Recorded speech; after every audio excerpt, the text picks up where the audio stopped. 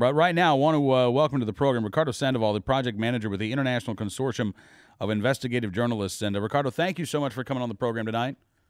Well, thank you for the invitation. Glad to be here. It's my pleasure to have you. We've been following the stories that have been breaking over the course of the past couple of weeks, dealing with ATF Operation Fast and Furious and the allegation that the agency actually allowed suspected gun traffickers to purchase firearms, and in many cases over the objections of federally licensed firearms dealers, and then allow those guns to sort of walk, I guess is the term, over the border into Mexico, where they ended up in the hands of the drug cartels.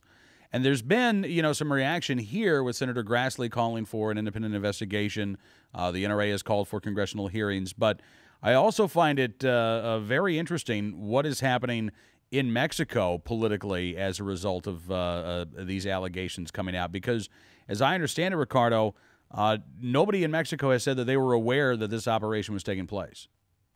Well, that's right. I think there have actually been a couple of levels of law enforcement who indicate that there may have been some communication at perhaps some agency level, but at the level of the say the foreign ministries and the attorney generals to attorney generals offices, I think that's where both like the Mexican government as the U.S. government are saying that they had no indication that there was any operation that was allowing guns to walk across the border. And I think that's where perhaps a little bit of that communications disconnect is lying right now. Yeah, there was a story that came out at publicintegrity.org earlier today. Just a brief quote here. Leaders of the nation's principal political parties are demanding the removal of Carlos Pascual, the U.S. ambassador to Mexico. The Mexican Senate and Chamber of Deputies have called high-ranking government officials to testify about the Fast and Furious operation and its consequences. It seems to me that if you've got the leaders of all of the major political parties in Mexico calling for the ouster or the recall of the U.S. ambassador, that's a fairly big deal from a foreign affairs standpoint. Well, it certainly is. But actually, what's one of the interesting things in the case of Ambassador Pascual is the fact that because of some revelations in WikiLeaks, there's actually been a fair amount of acrimony pre-existing even the revelations of Fast and Furious between the administration of President Calderon and the U.S. Embassy in Mexico City. So I think having this then come on in the wake of the WikiLeaks revelations, you can imagine it's just sort of add some fuel to that fire in that dispute in Mexico City. Yeah, in fact, I noticed the Center for Public Integrity also had another quote from Raul Benitez, who's a Mexican national security expert, who says, "This gives the anti-Americans and the radical nationalistic politicians strong arguments to oppose further cooperation. This case strengthens the belief that Americans put up the weapons and the Mexicans put up the dead." One of the things that I think has sort of been at play here with, as you say, the release of those diplomatic cables through WikiLeaks that have kind of damaged the relationship between the two countries. One of the things that we've seen is the law enforcement agencies in the United States and the law enforcement agencies in Mexico don't appear to be cooperating. They don't appear to be communicating all that well. That's one of the complaints that we've had. In addition, the complaints about corruption in the Mexican government and reaching perhaps as high as one of Felipe Calderon's own security staff. How does this impact, first of all, the strategy of Felipe Calderon to continue prosecuting these fights against the drug cartels? Well, I think it actually, at least in the short term, it's going to cause a bit of a pause and a hiccup, I would imagine, because a lot of this joint effort against the trafficking of drugs across that border is reliant on cooperation. The U.S. agents that who operate in Mexico do so with the permission of the Mexican government, essentially. And even U.S. agencies that operate along the border often have vetted Mexican counterparts in some of their units. Mm-hmm. So, they have tried over the course of the last couple of decades to really ratchet up the level of cooperation between from agency to agency.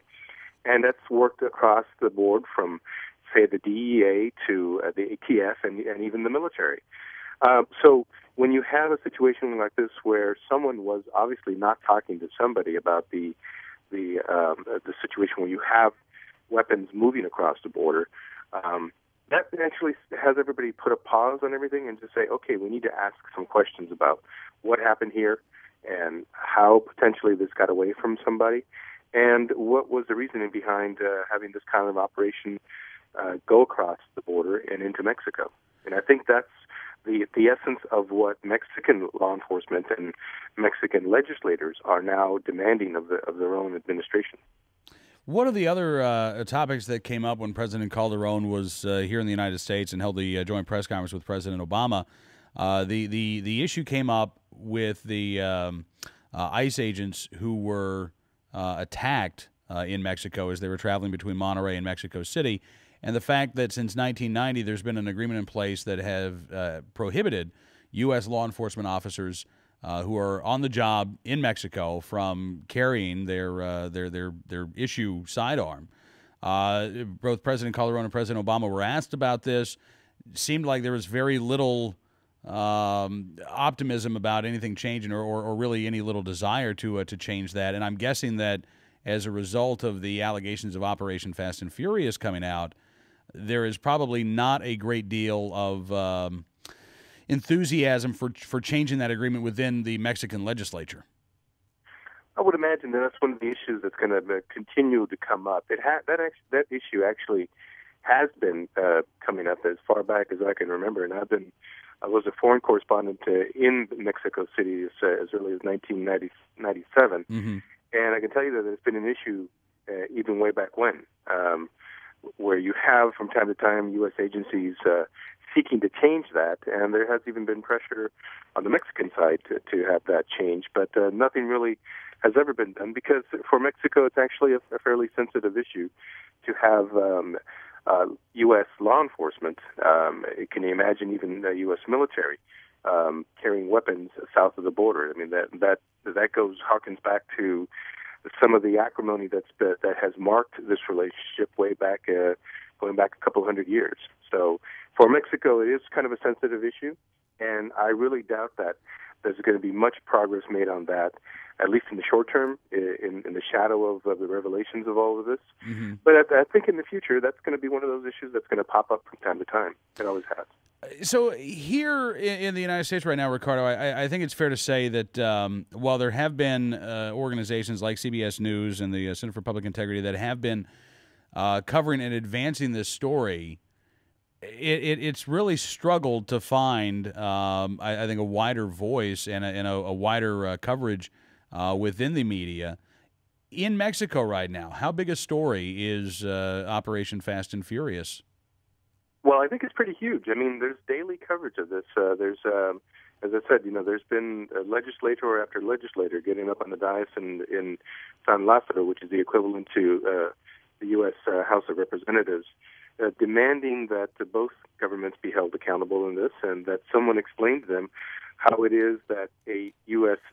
Law enforcement agency could think of moving guns or allowing guns to be moved into Mexico across the border, which, by the way, is breaking Mexican law. It's clearly the signs are pretty clear at every crossing into Mexico.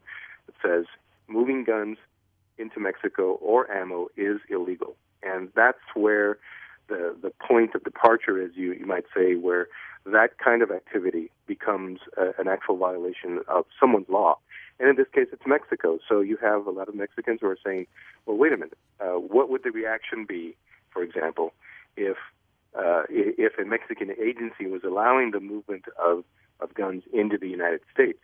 And so that's been a bit of that reaction that we've seen south of the border, where people are wondering what kind of relationship do we have when we have this kind of an operation.